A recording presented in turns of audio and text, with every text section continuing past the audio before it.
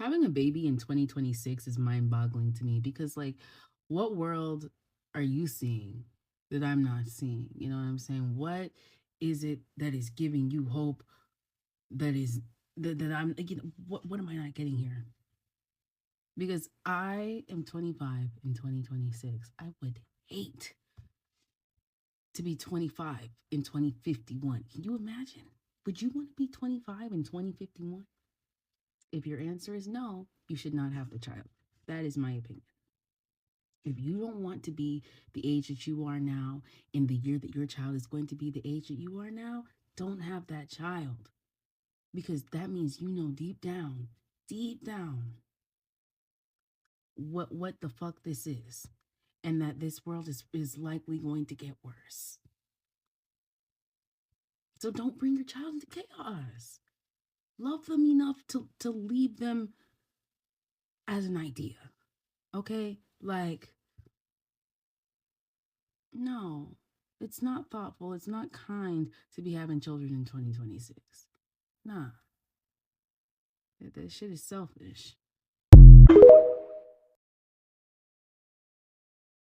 Women looked at childcare options, rent, and these dating options and said, nah, we good. For the first time in history, the US birth rate has hit a record low. Nearly 50% of 30-year-old women are child free. And to that, I want to say, congratulations, ladies. Because women looked around and said, wait a minute, y'all want me to have a baby? In this economy, childcare can cost more than rent. Housing costs more than common sense. Insurance costs more than a peace of mind. Having a baby right now in this economy is like having a group project where everybody else quits and you still got to turn in the assignment. And then on top of that, you got a lot of American men now who don't even like women. They just want convenient access. Like women are an app that you download when you feel bored. So women have done the math and said, yeah, I'm good. Because when you build a society that needs two full-time incomes to survive, you also build a society that does not have time for babies. It's like telling folks to plant a garden, but then you pave over their soil. So I'm curious, are you one of these women that don't have any children? Are you happy? Living your best life? Or do you have some regrets? Because it looks like women didn't really stop having babies, more so than they decided not to sign up for the struggle. What up, everyone? So I was just reading about Oh, you're reading? Oh, that's so cute. Tell us more. I have no idea how this isn't talked about. I don't know. Does anyone realize that like 75% of the world's countries are in negative birth replacement? So, yeah, we have heard Christopher Columbus, and we did know about this for quite some time, and we have all been talking about it. Maybe it just wasn't in your picture, but I don't know. Anyway, go on. Women have literally had rights for less than 100 years and all. Ooh, I think I know where you're going with this. Don't do it. Don't. Within 100 years of women getting rights, the entire world just stopped having babies, and we're just gonna have like a complete worldwide like societal collapse within like. You did it. You said it. Um, so many things I could say, but has it ever occurred to you that maybe it's less about women getting rights and maybe more about being surrounded by people that sound like you, by men that sound like you? The possibility. Like there needs to be like legal things put into place. It seems like how Legal things? we need to have like arranged marriages and like 3-child minimum laws, or like Oh, laws, legal things. You were talking about laws, specifically laws that would mandate women to bear children, right? Kind of like Handmaid's Tale in real life, like that. You just want to have Handmaid's Tale in real life. Is that right? Do I have that right? I don't know. I'm just like mind blown. I did not know that this was happening. Was anyone else aware of this? And like, why is this not talked about like significantly more? Like, So here's the thing. I want to be gentle with you because I don't want to damage the last of those few brain cells that you're rubbing together to figure this out. But I want to be abundantly clear. that we have been talking about this for a really, really long time. And we've been asking for specific things, not like Handmaid's Tale things like you're suggesting, but we've been making specific asks that we think would help this problem that you're foreseeing. I can go through just a few of them for you if that would help. Universal maternal health care, more maternal health research, subsidized infertility treatment, insurance coverage for doulas and midwives, paid leave after a pregnancy loss, paid parental leave for both parents, universal or subsidized childcare, flexible or work schedules or schedules that allow you to work from home if you have kids, work day schedules and school schedules that are more aligned, living wages, affordable housing, public infrastructure. Also, did you know that nearly half of all women in the U.S. will experience sexual violence at some point in their lives? So, like, you could stop abusing women and maybe they'll be more likely to procreate with your fuck ass.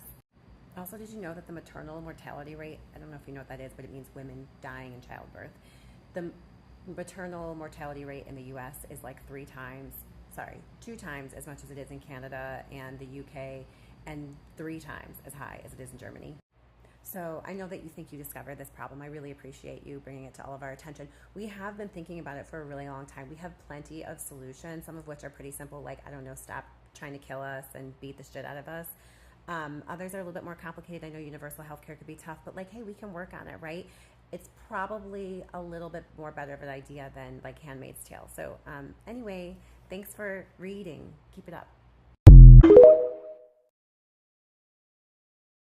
Why is the birth rate so low in 2026? What do you mean you don't want to have kids? You're telling me you don't want sleepless nights, endless tantrums, messy diapers, and the privilege of paying for outrageous childcare costs? You're telling me you don't want embarrassing maternity leave or non-existent paternity leave? You don't want to bring a baby into a country where the parents are expected to be back at work before the baby can even hold her head up? Where mothers are expected to care for everyone before they've even recovered emotionally, physically, or mentally? Honestly, what's your problem?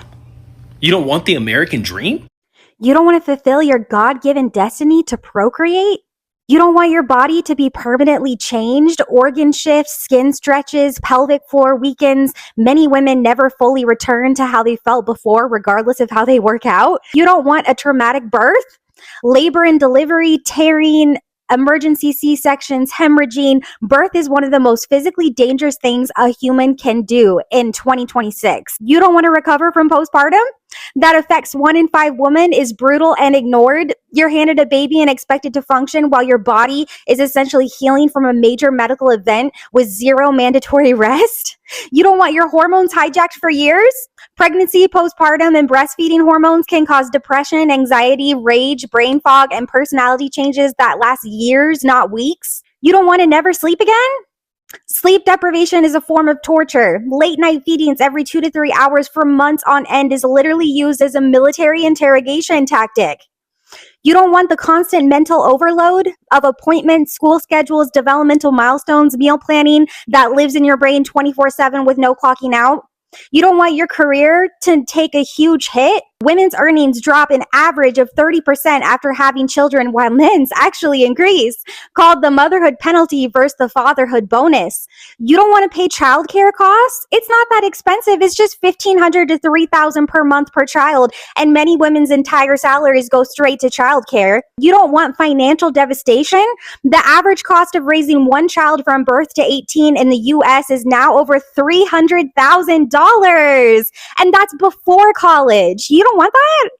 You don't want your relationship to change dramatically because studies show that marital satisfaction drops significantly after having children, and women initiate 70% of divorce? You don't want that? You don't want becoming invisible as a person because your only identity is mom and society expects you to be grateful for it? It's weird. You don't want the American dream? You ever think about how many people had kids because it was taught that that's just what they're supposed to do? How many of those people actually prioritize their own physical and mental well-being over the concept of reproduction in order to meet a societal expectation? How many of those people addressed their own emotional needs before bringing somebody else into this world and dumping that emotional trauma onto that person? I think generations before us were discouraged from prioritizing their health. The term mental health is like voodoo to a lot of these people. And a lot of them see their own physical and mental decline as an inevitable result of aging. And so when it happens rapidly and unexpectedly, that's just a way of life. And these children that they brought into this world on autopilot are now their caretakers. Unfortunately, that's solely a reason that a lot of these people probably had kids. It's a cycle that's existed and repeated for generations. And so the people in power that are preaching about how worried they are that the birth rate is declining understand that more and more people are just becoming self-aware. In a lot of ways, we've been conditioned to believe that putting ourselves first, prioritizing ourselves, being selfish in a sense, is a bad thing. Yet bringing children into this world as a potentially unfit parent is more normalized. Make that make sense. But there is a anti-family message that comes about, that there's a girl with the list on TikTok. She is open to seeing the world as she wishes. I think by the sounds of things, it is a really good idea that she's not a mother, and I'm glad that she's choosing to not have kids. But that tone, that sentiment is like prevalent. Name drop. I've never listened to this podcast before. I had no idea who these men were before this morning. I just wanted to share because you guys know one of my major stretch goals for 2026 is to be blamed for the declining birth rate by some major right-wing news organization. And this is not that, but we're getting closer. We're getting close. I can taste it. And it's not even 2026 yet. How much does that actually cost to raise a kid in 2026? Let's find out. So last year's estimate was around $298,000 to raise a child from birth to age 18. This year, for the first time ever, that estimated total cost has now surpassed $300,000, reflecting around a 2% increase, which is insane. So how much does that look like annually? Well, it's around $16,900 a year, or roughly $1,400 every month for 18 years. Yeah. Start saving up. 3 things you should know. Number 1, the first 5 years are by far the most expensive, averaging around $30,000 a year because of things like daycare. Number 2, the most expensive states to raise a kid are Hawaii, Alaska, Maryland, and of course, California. And number 3, these estimates don't even include things like pregnancy, childbirth, and college. So the true cost is probably actually a bit higher, unfortunately. And very quickly, these numbers do come from a 2026 lending tree analysis, which uses multiple government and nonprofit data sources, which I did check, so don't come for me. I'll be making more videos about things I find interesting moving forward, so follow along, and I'll see you for the next one. I was watching like the news, but like on TikTok, and they were talking about like, oh, they're trying to figure out like why the birth rates are declining and why it's so low. And they've put this research together, and they figured that it started to decline in 2007 and 2008. And, you know, they think it's because of like cell phones and social media. That's when it started to become, you know, bigger or whatever. And people under the comments, because it was on TikTok, people under the comments like, no, it's because we can't fucking afford it. Like, why do they not listen to us? Why are you guys not listening? We can't fucking afford to have kids. We can't even afford to have an apartment. Like, we can't afford pretty much all the shit that we have. Like, we're all struggling. So, like, I don't know why they don't listen to us. Obviously, because I know someone's going to get in the comments, but yes, there are other issues outside of affordability for the reasons why people are not able to have kids. There's tons of reasons, obviously, fertility issues, environmental issues. There's a bunch of other issues, but one of the biggest ones is affordability. People are not able to afford to have kids. So I don't know why they have to do research. People have been telling you guys forever, there's no research that needs to be done. Let's focus on other things like, I don't know, cancer, Alzheimer's. Let's try to cure other things, because you're not going to...